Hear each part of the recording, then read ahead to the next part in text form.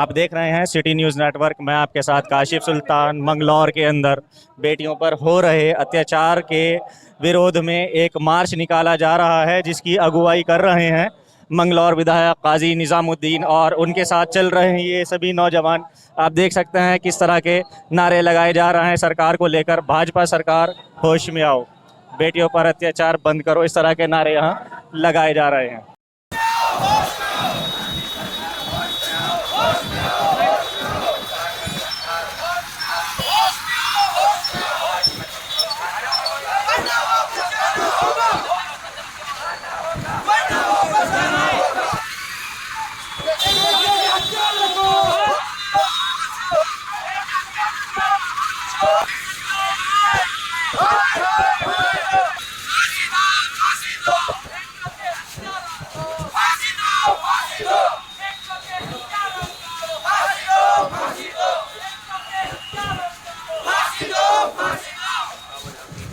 भाजपा सरकार मुर्दाबाद मुर्दाबाद मुर्दाबाद मुर्दाबाद। धामी सरकार मुर्दाबाद मुर्दाबाद मुर्दाबाद। धामी जी होश में आओ, होश में आओ, होश में आओ। होश में तुमको आना होगा, वरना वापस फांसी दो। बेटियों के हत्यारों को फांसी दो, फांसी दो। बेटियों के हत्यारों को फांसी दो, फांसी दो। तस्लीम जहां के हत्यारों को फांसी दो, फांसी दो। बेटियों के हत्यारों को फांसी दो, फांसी दो। बेटियों के हत्यारों को फांसी दो, फांसी दो। बेटियों के हत्यारों को फांसी दो, फांसी दो। भाजपा सरकार मुर्दाबाद मुर्दाबाद मुर्दाबाद।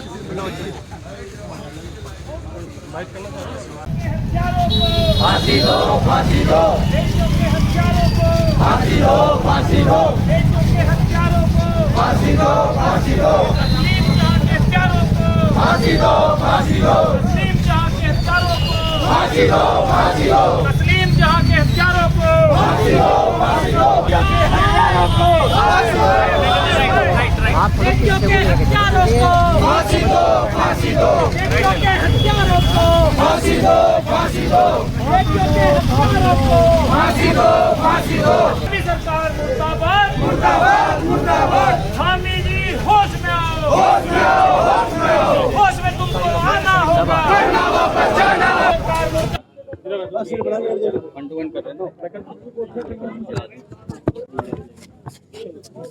मंगलौर विधायक काजी निज़ामुद्दीन साहब मेरे साथ हैं, जो अभी कैंडल मार्च हम लोग आपको दिखा रहे थे तो उसकी अगुवाई कर रहे हैं। काजी निज़ामुद्दीन साहब, कुछ सवाल हम इनसे करेंगे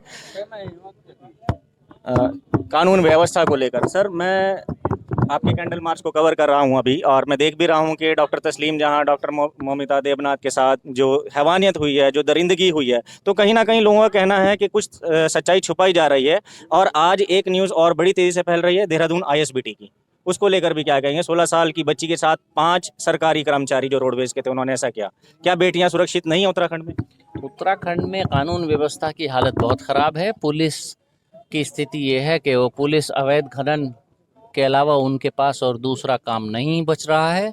और एक जो नर्स के साथ वहाँ उधम सिंह नगर में हुआ, उसको छुप लाग लपेट करने के लिए एक मज़दूर को उन्होंने जेल भेज दिया। संभावनाएं हैं हो सकता है वो भी उसमें शामिल हो, लेकिन जैसे उसका शव को ठिकाने लगाने के लिए एसिड और केमिकल्स का इस्तेमाल किया गया, वो एक मज़दूर के बस की बात नहीं थी। वो किसी न किसी जानकार की बात थी, तो उन्होंने टेक्निकली उसको बिल्कुल ही ख़राब करके शव को फेंका। तो उसमें सही तफ्तीश पुलिस ने नहीं की और पुलिस उसमें लीपापोती कर रही है। हमारी मांग है कि पुलिस उसमें सही तफ्तीश करे और सही दोषियों को जेल पहुंचाए। अगर वो दोषी बचे रह गए तो फिर किसी और बेटी की तरफ उनकी निगाह जाएगी, हौसले बुलंद होंगे और किसी की बेटी के साथ दरिंदगी होगी। हमारे सबके घरों में बेटियां हैं, हमें सबको अपनी बेटियां प्यारी हैं और सुरक्षित रहनी चाहिए। कानून का सही अनुपालन इस प्रदेश में नहीं हो रहा। 1 महीने के अंदर, 2 महीने के अंदर अगर आप देखें उत्तराखंड के अंदर अनेकों ऐसे मामले हुए जिसमें बच्चियों के साथ दुराचार हुआ है।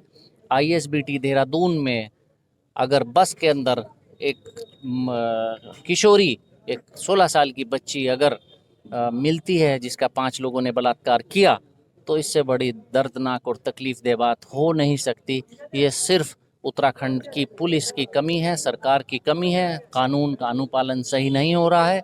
अगर ये दरिंदे जिन्होंने दरिंदगी की है उनको सही सज़ा मिल जाए तो आइंदा कोई ऐसी दुस्साहस करने की हिम्मत नहीं करेगा। लेकिन उत्तराखंड में अफसोस की बात यह है कि कानून का अनुपालन नहीं हो रहा है। जो पुलिस हम आम जन की, महिलाओं की सुरक्षा के लिए होनी चाहिए, वो अवैध खनन में विलिप्त है और उनको खनन के अलावा कुछ और सूझ नहीं रहा है। ये जनता देख रही है और भारतीय जनता पार्टी की सरकार ऐसा करवा रही है। तो अब हमारी मांग है कि आज अगर हमने कैंडल मार्च निकाला, अगर पुलिस ने सही गिरफ्तारियां नहीं की और सही सख्त कदम नहीं उठाए महिला सुरक्षा को लेकर, तो फिर कांग्रेस पार्टी सड़कों पर उतरेगी और फिर भारतीय जनता पार्टी की सरकार को उसका विरोध झेलना पड़ेगा। क्या काजी जी ये जो अभी विधानसभा सत्र शुरू होगा उसमें इस बात को उठाएंगे? बिल्कुल, कांग्रेस पार्टी सभी जितने भी दुराचार के विषय सामने आए हैं, महिला सुरक्षा को लेकर, बालिका सुरक्षा को लेकर, इन सभी विषयों को हम पूरी कांग्रेस पार्टी सदन में, विधानसभा में विषय उठाएगी। आप कहाँ तक सहमत हैं? बेटी बचाओ बेटी पढ़ाओ के नारे को मोदी जी ने बुलंद किया है, कहाँ तक ये फॉलो कर रहे हैं? भारतीय जनता पार्टी की सरकार के में शामिल भारतीय जनता पार्टी के सदस्य, भारतीय जनता पार्टी के सांसद और विधायक, जाने कितने लोग ऐसे हैं जो बेटियों के विरुद्ध अपराध में उनके नाम आए हैं, लेकिन सरकार ने उनको बचाने का काम किया। तो ये तो बड़ी ही निंदनीय और तकलीफदेह बात है। और बीजेपी की बात, ये नारा बिल्कुल खोखला है कि बेटी पढ़ाओ और बेटी बचाओ। ना बेटियों के पढ़ाने के लिए उचित व्यवस्था है और ना बेटियों को बचाने के लिए पुलिस कोई ठोस कदम उठा रही है। अच्छा सर, कहा यह जाता है कि धामी सरकार ने महिला उन्मूलन के लिए बहुत सारे कार्य किए, वो इसका बढ़ चढ़ के प्रचार हो। अपने मुंह मियाँ मिट्ठू, वरना सड़क पर देखिए क्या हाल है। अपने मुंह मियाँ मिट्ठू तो होने से क्या बनता है? तो उन्होंने कौन सा ऐसा कदम उठाया है? जो दरिंदे हैं उनके हौसले बुलंद हैं। आए दिन महिलाओं के, बच्चियों के खिलाफ ऐसे दरिंदगी हो रही है, तो वो एक सबूत है।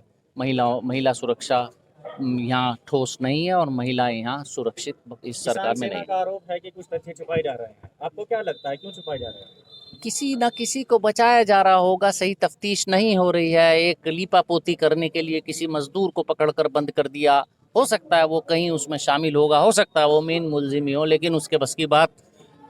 मेरा ऐसा मानना है कि जैसे डेड बॉडी को केमिकल से धोया गया, बिल्कुल प्रोफेशनली किया गया, वो तो कोई बहुत ही स्पेशलिस्ट किसी का काम है। तो उसमें सही तफ्तीश होनी चाहिए, सही जांच होनी चाहिए और पुलिस को तथ्य छुपाने नहीं चाहिए। अगर दरिंदा बचा तो आइंदा किसी और बेटी के साथ फिर ऐसी दरिंदगी वो करने का दुस्साहस करेगा। तो हम पुलिस को चाहिए कि वो खनन से ऊपर उठकर महिला सुरक्षा और जो हाल में मामले हुए हैं इनकी तरफ गंभीरता के साथ जांच करे और गंभीरता के साथ जो मुलजिम हैं उनको कड़ी से कड़ी सजा तक उनको पहुंचाया जाए। सर बार बार आप खनन की बात कर रहे हैं, सर खनन का क्या मामला?